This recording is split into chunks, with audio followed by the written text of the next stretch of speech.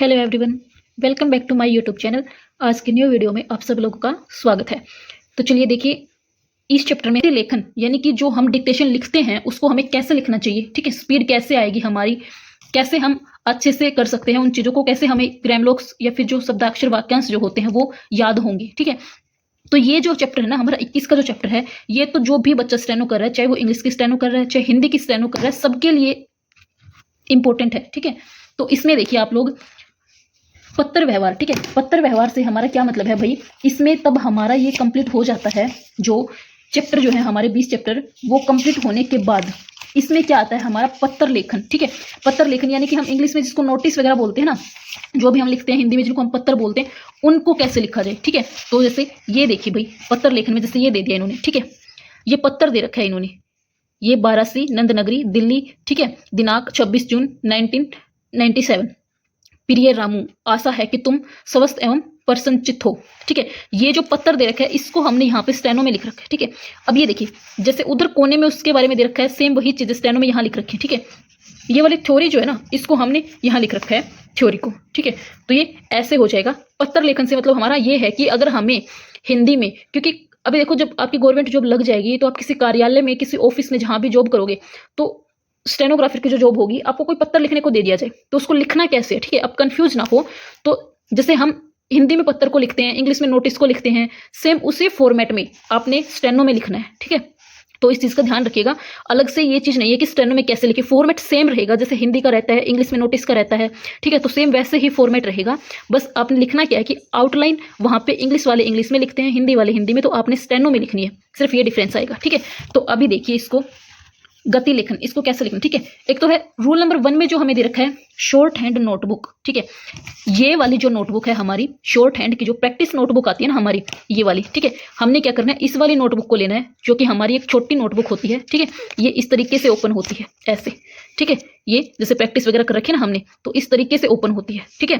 तो आपने ऐसी नोटबुक को लेना है, ये वाली जो नोटबुक है, ठीक है। लेने को तो आप क्या कर सकते हो, बड़ी नोटबुक को भी ले सकते हो, ठीक है। जैसे अभी ये देखिए, जिसपे हमने ये लिख रखा है ना, मैटर जो लिख रखा है इस चैप्टर का, ये वाली जो है, लेने को आप ऐसी नोटबुक को भी ले सकते हो, जैसे ये हो गई आपकी, ठीक है। तो ये जो है, ये हमारी बड़ी वाली नोटबुक है।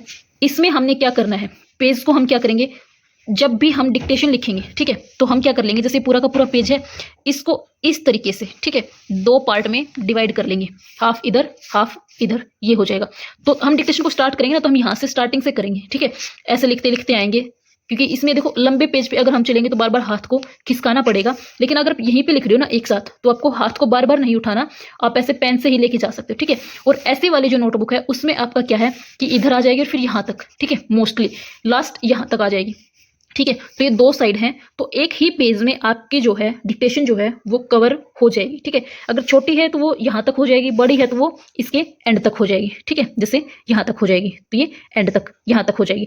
तो लेकिन ये जो छोटी वाली नोटबुक है ना, ये आपके लिए बेटर है, ठीक है। डिक्टेशन की जो प्रैक्टिस कर रहे हैं बच्चे, उनके लिए ये वाली जो नोटबुक है ये बेटर है, इसका ही यूज करें आप लोग। जो डिक्टेशन लिख रहे हैं वो इस वाली नोटबुक का यूज करें, ठीक है। पहली बात तो ये कि हमने नोटबुक इस वाली की बजाय ये वाली लेनी है, ठीक है। यानी कि जो एक तो हमारी नॉर्मल नोटबुक होती है, दूसरी होती है हमारी प्रैक्टिस नोटबुक, ठीक है। शॉर्ट हैंड प्रैक्टिस नोटबुक आएगी, ये आपकी 25 से 35 ऐसी कुछ आती है, ठीक है।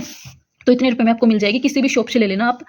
उसके बाद देखिए, इसमें क्या होता है, हमारा जो रिजल्ट होता है ना वो कम टाइम में अच्छा निकल के आता है, ठीक है।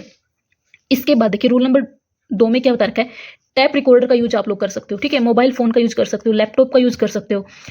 अगर आपके पास में कोई नहीं बैठा, या फिर कोई बैठा भी है लेकिन उसको स्पीड नहीं आ रही बोलनी, तो आप लोग क्या कर सकते हो, या तो अपनी साउंड में टैप रिकॉर्डर में उसको रिकॉर्ड कर लो, ठीक है। या फिर मोबाइल से, लैपटॉप से, किसी भी चीज़ से, यूट्यूब से निकाल लो आप स्पीड डाल के कि हमने इतनी स्पीड में लिखना है, ठीक है। या फिर आपके पास कोई न्यूज़पेपर पड़ा है, बुक पड़ी है एक्स्ट्रा, कोई भी स्कूल की बुक है, आपके किसी बहन भाई की बुक है, ठीक है, आपकी कोई बुक क्यों ना हो, फ्री टाइम आपको तब भी मिले, उसमें से बैठ के आप स्टेनो को लिखना स्टार्ट कर दो, ठीक है। उसमें जो वर्ड दे रखे उसको पढ़ो और अपनी लैंग्वेज में उसको स्टेनो में लिखो फिर, ठीक है। फिर स्टेनो से उसको वापस से कन्वर्ट करके देखो, या फिर आप टैप रिकॉर्डर में अपनी आवाज़ को रिकॉर्ड कर लो और उसके बाद उसको सुनो और उसके साथ साथ लिखो, ठीक है। या फिर यूट्यूब से निकाल लो, आप मोबाइल यूज कर रहे हैं जो बच्चे ज़्यादा लैपटॉप यूज करते हो, लैपटॉप में यूट्यूब खोल के निकाल लो, ठीक है। उसके बाद रूल नंबर 3 मेन जो है, ठीक है, स्पीड बढ़ाने वाला, ये सबसे इंपॉर्टेंट है हमारा, ठीक है। इसमें क्या करना है आप लोगों ने, ध्यान से देखिए, बाएं हाथ की अंतिम 3 उंगलियां, ठीक है, इसमें कहने की बात क्या है उस पर फोकस कीजिए। तो इसमें देखिए, जैसे ये हमारा हो गया बायां हाथ, ठीक है, इसकी ये लास्ट की 3 उंगलियां जो हैं ये, ठीक है, आपने इनको लेना है 3 उंगलियों को, ठीक है। इसमें क्या बता रखा है, अंतिम 3 उंगलियों से कॉपी को दबाए रखें, ठीक है, यानी कि ऐसे रखना है। अंगूठे और पहली उंगली से उस पन्ने को पकड़े जिस पर आप लिख रहे हैं, यानी कि 3 उंगलियों से हमने ऐसे कॉपी को दबा लिया, ठीक है। ये जो अंगूठा और जो पहली उंगली है ना हमारी, इससे हमने क्या करना है, इस तरीके से उस पेज को पकड़ना है जिसके ऊपर हम लिख रहे हैं, ठीक है। उसके बाद में क्या करना है आपने, जैसे जैसे लाइनों पर लिखते जाएं, पन्ने को ऊपर खिसकाते जाएं, फिर आखिर में पलटते समय जल्दी पलटा जाएगा, ठीक है। कैसे, वो चीज़ देखिए आप लोग इसमें।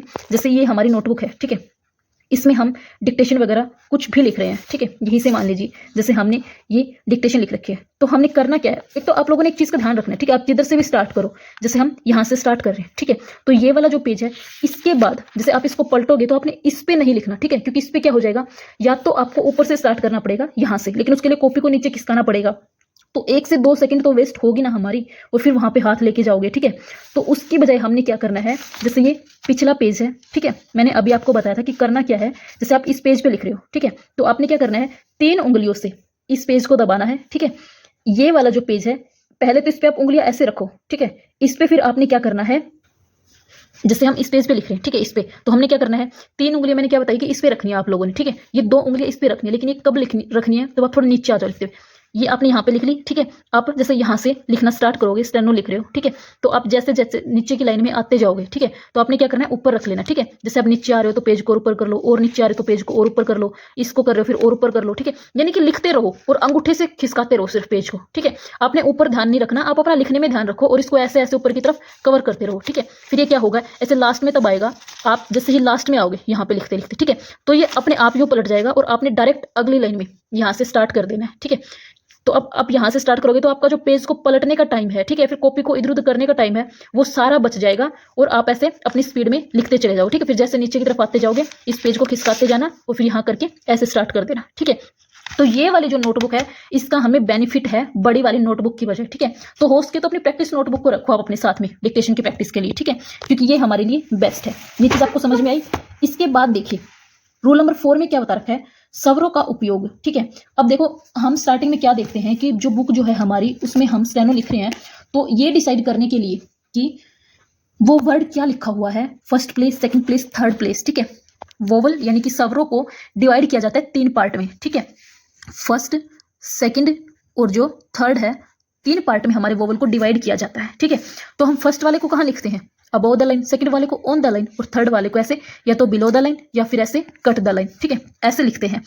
लेकिन हम डिक्टेशन तब लिखते हैं तो स्पीड में लिखना पॉसिबल नहीं है कि हम स्पीड में लिख रहे हैं तो स्वरों को उसके ऊपर लगा, उसके वर्डों के ऊपर, ठीक है।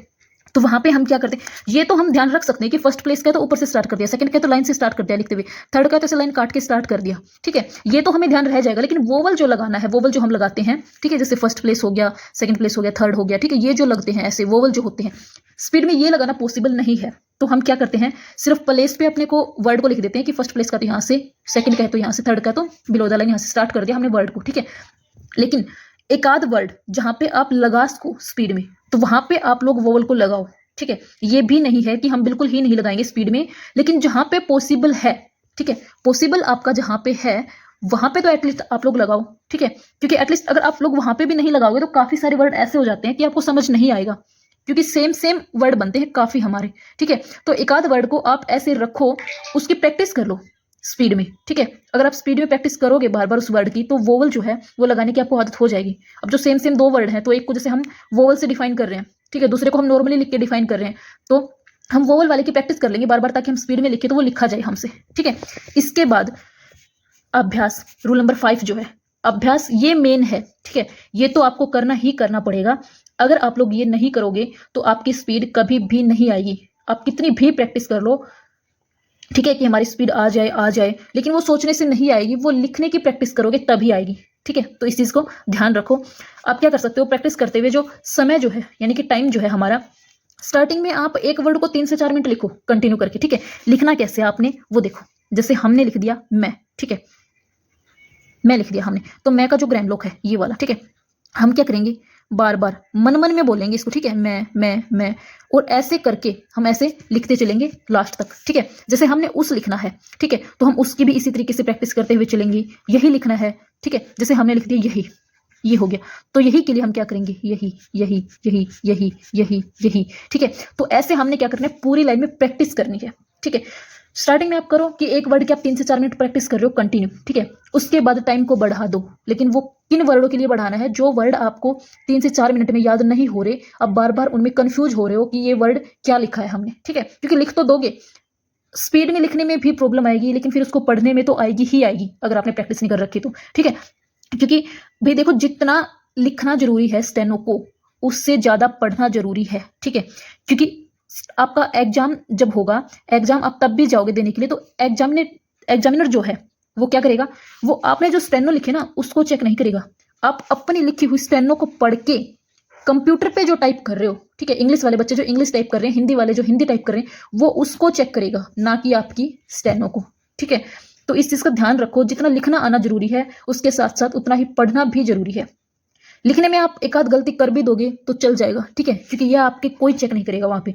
लेकिन अगर आपने उसको पढ़ने में गलती कर दी, उसको टाइप करने में गलती कर दी, तो वो आपकी छोटी से छोटी, ठीक है, कोमा, फुल स्टॉप, ये वाली मिस्टेक भी काउंट होंगी वहां पे, ठीक है, डबल स्पेस, ये जो होगा, ठीक है। तो इन चीजों का आपने बड़ा ध्यान रखना है कि आप उसको अच्छे से पढ़ो, अच्छे से टाइप करो, ये सबसे मेन है, ठीक है। क्योंकि आपके एग्जाम में चेक वही होनी है, वही आपको नंबर दिलाएगी, वहीं से आपका एग्जाम क्रैक होगा।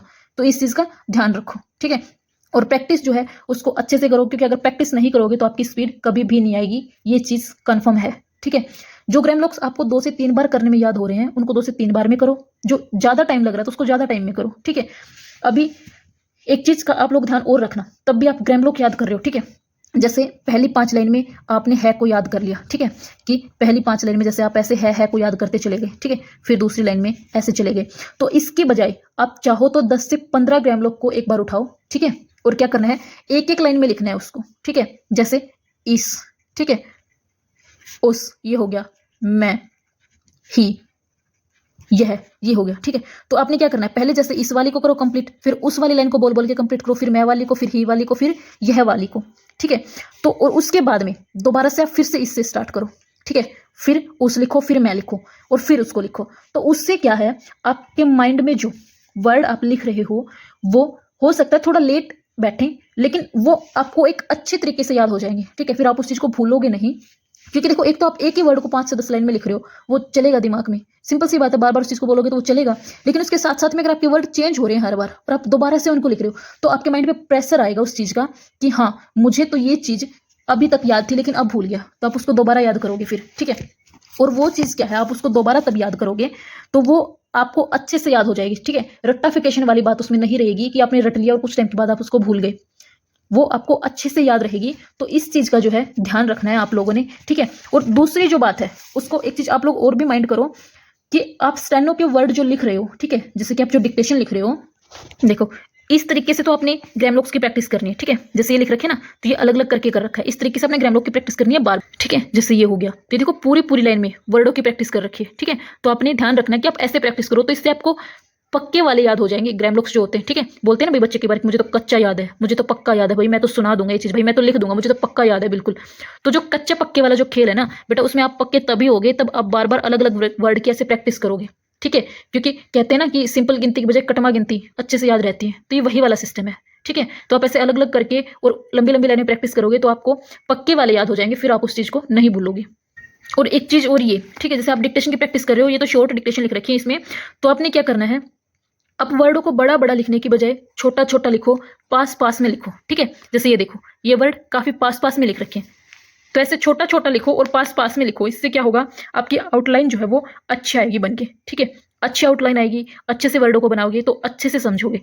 तो प्रैक्टिस के साथ साथ ये भी जरूरी है कि आप लाइन में लिख किस तरीके से रहे हो, ठीक है। जैसे एक तो आपने लिख दिया कि आज मैं काम, ठीक है, पर नहीं, ठीक है। इसके बाद ये लिख दिया जाऊंगा, ठीक है, ये हो गया कि आज मैं काम पर नहीं जाऊंगा। एक तो आपने एक ही लाइन में इस तरीके से लिखा, ठीक है, लेकिन आप एक ही लाइन में ऐसे छोटे छोटे वर्डों को लिखोगे तो वो क्या होगा, पास पास में लिखा हुआ भी सुंदर लगेगा और आपको पढ़ने में भी आसानी रहेगी। ठीक है, आपका पेज पलटने का जो टाइम है वो भी बचेगा, क्योंकि आप ज़्यादा जगह पे लिखोगे तो आपको ज़्यादा पेज पलटने पड़ेंगे, ज़्यादा पेज पलटोगे तो टाइम वेस्ट जाएगा। ठीक है, और एक हेजिटेशन भी रहेगी उस चीज़ से आपको। लेकिन अगर आप पास पास लिख रहे हो, धीरे धीरे लिख रहे हो, तो आपका पेज पलटने का जो टाइम है वो भी बचेगा, आपकी हेजिटेशन जो है वो भी कम होगी। ठीक है, पढ़ने में भी आपको दिक्कत नहीं आएगी। तो आउटलाइन जो है ना, आपकी राइटिंग जो है वो आपको काफ़ी सारे बेनिफिट देगी। ठीक है, तो इस चीज़ का ध्यान रखना, आप छोटा छोटा लिखो, पास पास लिखो, सुंदर सुंदर राइटिंग में, ताकि आपको पढ़ने में आसानी रहे, समझने में आसानी रहे और लिखने में भी आसानी रहे। ठीक है, क्योंकि हमने टाइम भी बचाना होता है, जितना जल्दी हम उसको लिखेंगे, ठीक है, उतना ही हमारे लिए बेटर रहेगी वो चीज़। लेकिन लिखनी इस तरीके से समझ में आए, ये नहीं कि खिचड़ी बना दी ऐसे मकोड़े मार के चल दिया आप कॉपी पे, कि वो आपको पढ़ते हुए खुद को नहीं समझ में आ रहा कि हमने लिखा क्या था, उस चीज़ का फिर हमें कोई फायदा नहीं होने वाला। ठीक है, तो इस चीज़ का ध्यान रखना।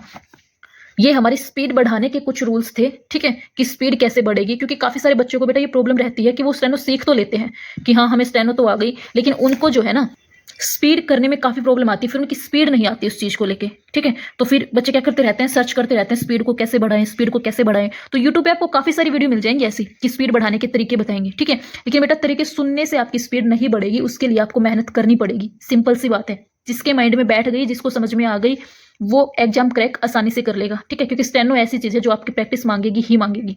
तो अपनी स्टेनो की स्पीड को बढ़ाने के लिए प्रैक्टिस करो, टाइम दो स्टेनो के ऊपर बैठ के। ठीक है, अपनी आउटलाइन को सुधारो। और स्टेनो की प्रैक्टिस के लिए मैं फिर से बता रही हूँ आप लोगों को कि शॉर्ट हैंड नोटबुक जो है, ठीक है, मोस्टली आपकी 25 रुपए की या 35 रुपए की, ठीक है, यहाँ तक मिल जाएगी आप लोगों को। तो ये रखो अपनी प्रैक्टिस करने के लिए। ठीक है, और इसमें प्रैक्टिस किया करो, ये आपको बेनिफिट भी देगी और आपका टाइम भी बचाएगी। ठीक है, और इसकी आउटलाइन जो होती है ना, वो जो नोटबुक होती है उसकी बजाय थोड़ी सी मोटी होती है। ठीक है, तो उसमें क्या कर सकते हो, आप आसानी से लिख सकते हो, वर्डों को लिखने में प्रॉब्लम नहीं होगी। तो इस चीज़ का ध्यान रखना। मिलते हैं नेक्स्ट वीडियो में। अगर अभी भी आपको स्पीड को बढ़ाने में या लिखने में कोई दिक्कत आए, कोई डाउट हो, तो आप कमेंट करके पूछ सकते हो। Thank you.